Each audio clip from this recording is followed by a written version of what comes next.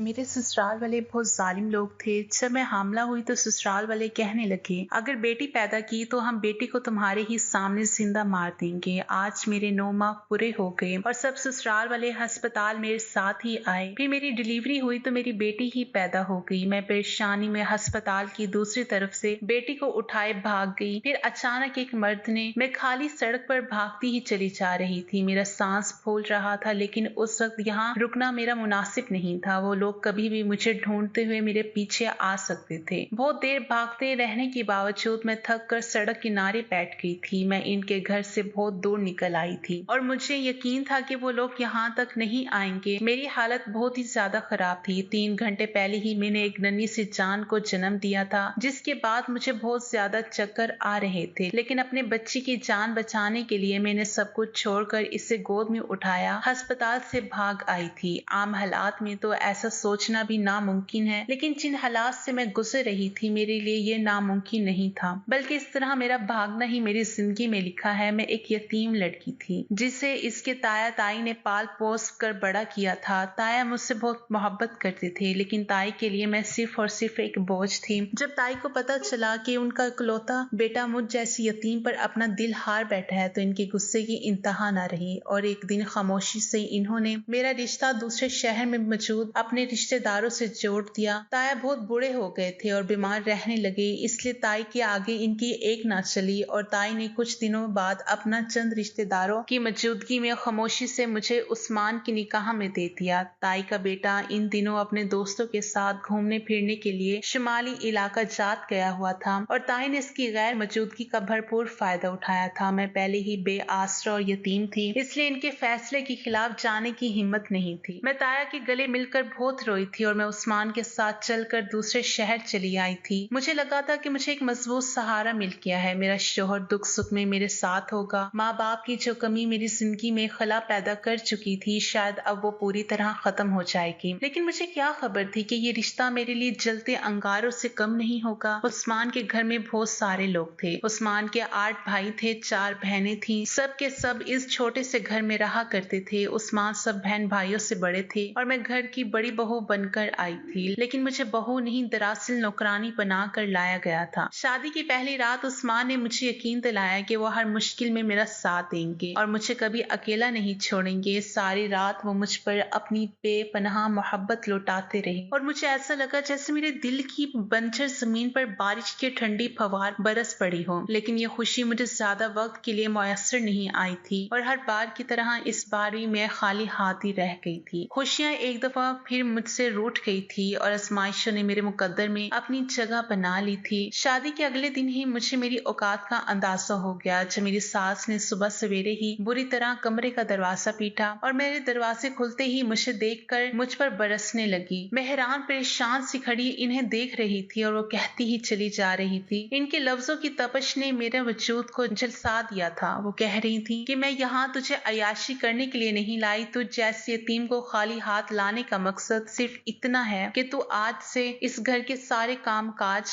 देखेगी। सुबह के 8 बजने वाले हैं और तू अभी तक मेहरानी बनकर सोई पड़ी है। तेरी ताई ने ये कहकर मुझे हमारे पल्ले से बांध दिया कि तू बहुत ही काम वाली है और चाकू चौबंद है। लेकिन मुझे तो कोई काम चोर मालूम होती है जिसे सवेरे उठने का भी नहीं पता। अपनी सास के लहजे और लफ्जों को सुनकर मैं जमीन में गड़ गई थी। मेरी ताई ने जानबूझ के मुझे इस दलदल में धकेला था और उस्मान की माँ ने मुझे एक नौकरानी के तौर पर कबूल किया था। जैसे ही मैं कमरे में बाहर निकली तो मेरी बड़ी नंद कहने लगी कि हमारे भाई को अपनी अदाओं में फंसाने की कोशिश भी ना करना। वो अम्मा के सिवा किसी के बात पर एतबार नहीं करता, इसलिए ऐसा कोई काम ना करना जिसकी वजह से इस घर से धक्के देके तुम निकाले जाओ। अपनी बड़ी नंद की बात सुनकर मेरे रोंगटे खड़े हो गए थे। वो सब साफ और सीधे लफ्जों में मुझे धमका रहे थे। मैंने खामोशी से सर झुका लिया, लेकिन मेरी आंखों के कटोरे पानी से भर गए थे। मैंने बावर्ची खाना संभाला और तेजी से सबके लिए नाश्ता बनाने लगी। थोड़ी ही देर में उस्मान कमरे से उठकर आए और मुझे काम करता हुआ देखकर वापस पलट गए। मेरा दिल कट कर रह गया था। मैं अच्छी तरह जानती थी कि मेरे मुकद्दर में क्या लिखा गया है। सारी जिंदगी ऐसे ही तंज ताने सुनती आई थी, लेकिन अचानक क्यों उस्मान से मिलने के बाद मैंने बहुत सी खुशफहमियां पा ली थी। दिल में एक उम्मीद जाग गई थी कि अब मेरी जिंदगी में भी एक मजबूत सहारा आ गया है। लेकिन ये उम्मीद जो पूरी तरह टूटी तो मैं खुद को संभाल ना पाई और करची करची हो गई। मेरी बड़ी नंद ने ठीक कहा था, उस्मान अपनी माँ की हर बात पर आंख बंद कर इतबार करता था। इसलिए मैंने खामोशी की चादर ओढ़ ली। सुबह से लेकर रात तक मैं पागलों की तरह घर के कामों में जती रहती। रात के उस्मान जब मुझ पर अपनी मोहब्बत निछावर करते तो मुझे अच्छा नहीं लगता। थकन से मेरा वजूद टूट रहा होता और मुझे उस्मान के वजूद बिल्कुल बेमायनी मालूम होता। जिंदगी बहुत बुरी तरह मुझे मात दे चुकी थी।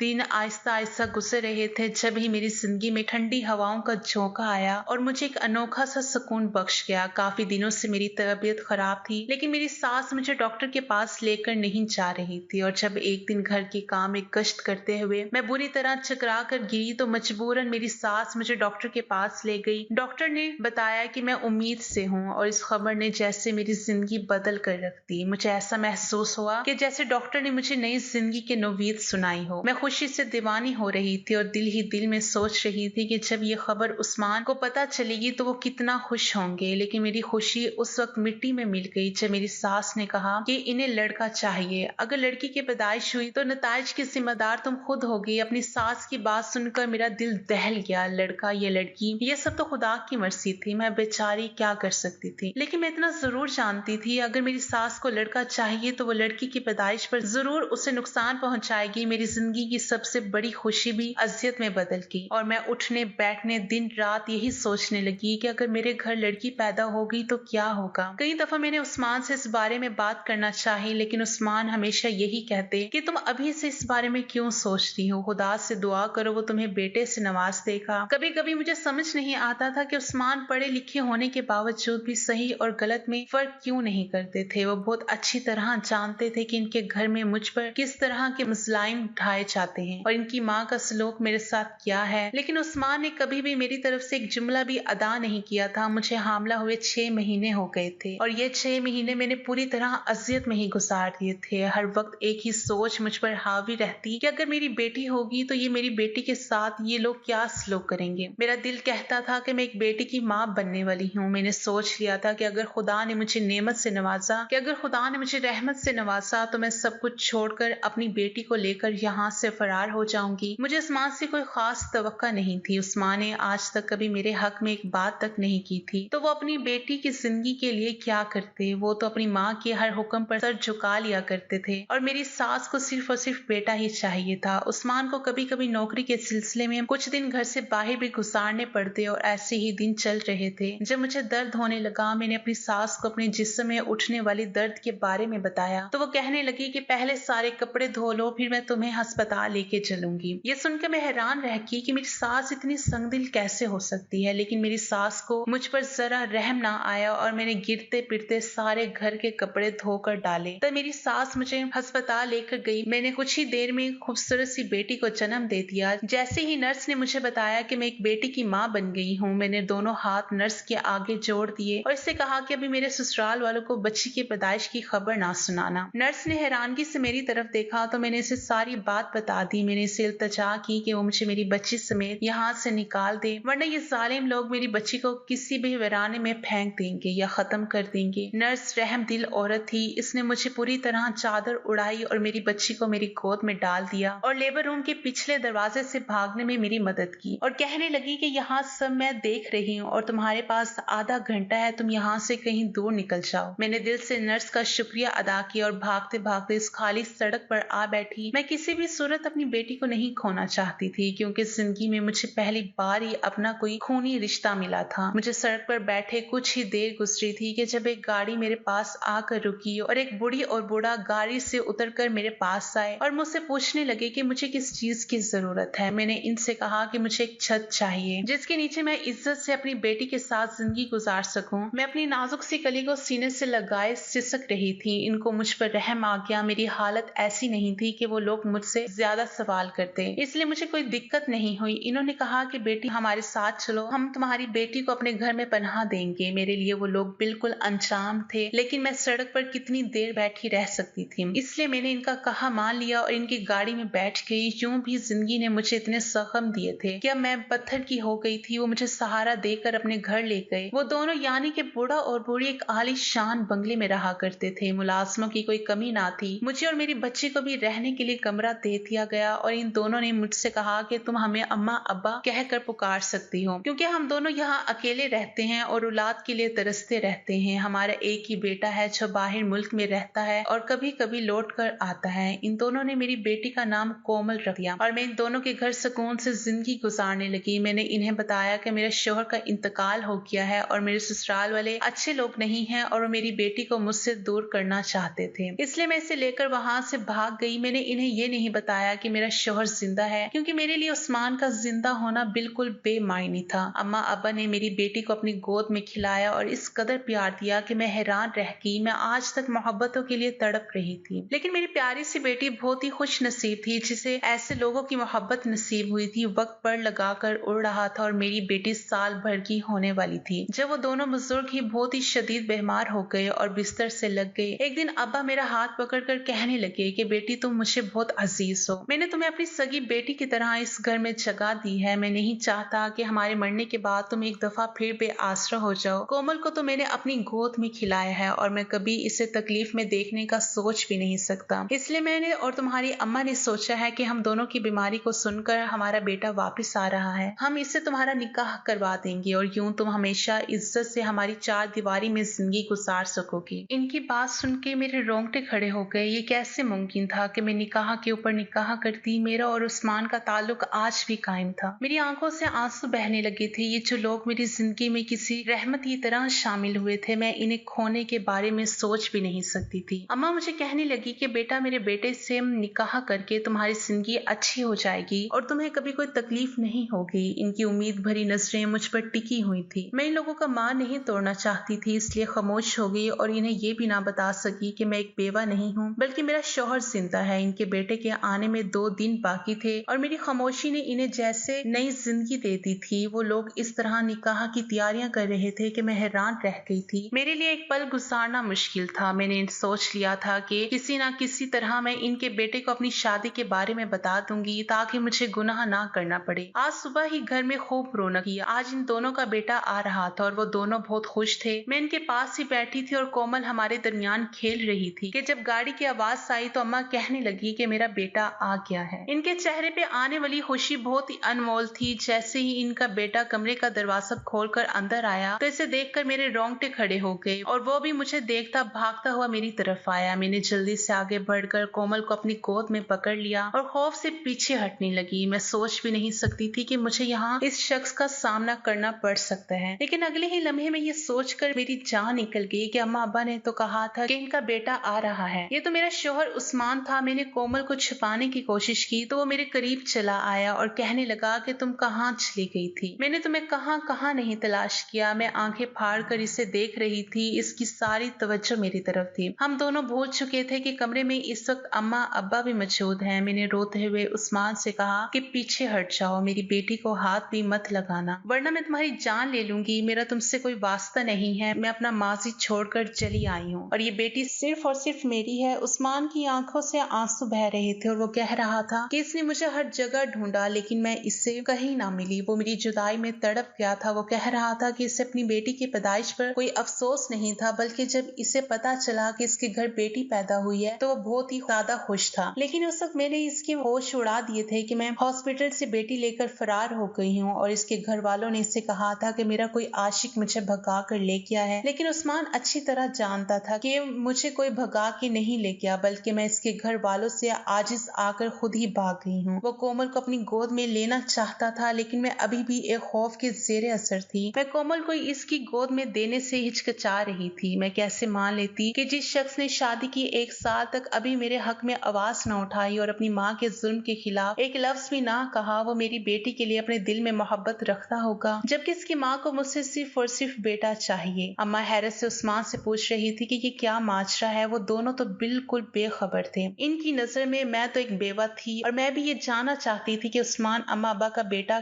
कैसे हो गया। अम्मा ने मुझे हाथ पकड़ के अपने पास बिठा लिया था और अब्बा ने कोमल को अपनी गोद में ले लिया था। इसके बाद एक एक करके सारी गिरहें खुलती चली गई। उस्मान अम्मा अब्बा का बेटा था जिसे इसके चचा ने गोद लिया था क्योंकि इनकी कोई औलाद नहीं थी, जबकि अम्मा अब्बा को उस्मान से बड़ा भी एक बेटा मौजूद था। इसलिए इन्होंने खुशी से उस्मान को चचा के गोद में डाल दिया। उस्मान को गोद लेने के बाद उस्मान के चचा के पास औलाद की खुशखबरियां आ गई और देखते ही देखते इनका घर बच्चों से भर गया। जब उस्मान के 8 भाई और 4 बहनें दुनिया में आ गई तो उस्मान कभी कभी अपने माँ बाप से मिलने के लिए चला आता था। फिर एक हादसे में उस्मान के बड़े भाई का इंतकाल हो गया तो उस्मान के वालिद ने चाहा कि वो उस्मान को हमेशा के लिए वापस ले ले, क्योंकि अब तो चचा के घर बच्चों की कोई कमी ना थी। लेकिन चच्ची की नीयत अब्बा के पैसों पर थी और वो उस्मान के जरिए आसानी इन पैसों का तकाजा कर सकती थी। इसलिए चच्ची ने उस्मान को पूरी तरह अपनी काबू में कर लिया और इसे कभी पलट कर वापिस ही ना आने दिया। वो कभी कभार मिलने के लिए आता है और अब्बा से पैसे लेकर वापस चला जाता। चच्ची से हमेशा इमोशनल ब्लैकमेल किया करती और खुद खुशी की धमकी देती। वो चच्ची से बहुत मोहब्बत करता था क्योंकि इसके पैदा होने के बाद उस्मान ने इन्हें अपनी माँ के रूप में देखा था। इनकी वो हर बात खुशी से मान लिया करता। कुछ सालों पहले चच्ची अम्मा अब्बा के पास आए और इनसे कहा कि उस्मान को पढ़ने के लिए बाहर मुल्क भेजना चाहती हूँ और इसके लिए इन्हें कसीर रकम की जरूरत है। अपनी बेटी की पढ़ाई का सुनकर अब्बा ने फौरन इन्हें 2 लाख रुपए दे दिए। चच्ची ने इन 2 लाख रुपए से अपने लिए जेवरात बना लिए, जिसकी खबर उस्मान को बाद में हुई और इसने अपनी माँ की लाज रखने के लिए इस झूठ को आगे बढ़ाना पड़ा। अम्मा अब्बा भी ये समझते रहे कि इनका बेटा बाहर मुल्क में पढ़ रहा है, लेकिन जबकि उस्मान यहाँ एक मामूली सी नौकरी कर रहा था और चच्ची ने एक नौकरानी रखने के बजाय उस्मान की शादी मुझसे करना मुनासिब समझी ताकि इन्हें मुफ्त में एक मुलाजमा मिल जाए और मुझसे बेटा पैदा करवा कर वो उस्मान को मजीद अपने काबू में करना चाहती थी और मेरे बेटे के नाम पर भी अम्मा अब्बा से पैसों का तकाजा करती। उस्मान चच्ची के लिए सोने की कान थी जिसके जरिए वक्तन फुक्तन इस पैसे हासिल कर रही थी। उस्मान अभी भी बाहरी मुल्क से नहीं बल्कि चच्ची के घर से ही आ रहा था और इसे चच्ची की इज्जत की खातिर मजीद ये झूठ बरकरार रखना था। लेकिन मेरी यहाँ मौजूदगी पर वो अपने जज्बात पर काबू ना रख पाया और सारा सच खुलकर सामने आ गया। उस्मान कह रहा था कि जब मैं बच्ची को लेकर वहां से भाग गई तो इसे एहसास हुआ कि वो मेरे साथ कितना जुल्म कर चुका है। इसने मेरे साथ 1 साल का अरसा गुजारा था और इसे 1 साल में मुझसे शदीद मोहब्बत हो गई थी। इसने तो अपनी औलाद की शक्ल भी नहीं देखी थी। उस्मान को अपनी गलतियों का एहसास है और अपनी हर गलती पर शर्मिंदा था। अब बाबा की आंखों में भी आंसू आ गए थे। इन्हें मालूम था कि इनका बेटा गलत हाथों में चला गया। इसलिए वो झूठ पर झूठ बोलता रहा। अब्बा ने मुझे अपने सीने से लगा लिया और कहने लगे कि हम तो तुम्हें अपनी बहू बनाना चाहते थे, लेकिन तुम तो पहले ही हमारी बहू हो और अब से तुम हमारे ही घर में रहोगी। वो बेहताशा कोमल को प्यार करने लगे। पहले भी इनकी मोहब्बत में कोई कमी नहीं थी और अब तो कोमल इनकी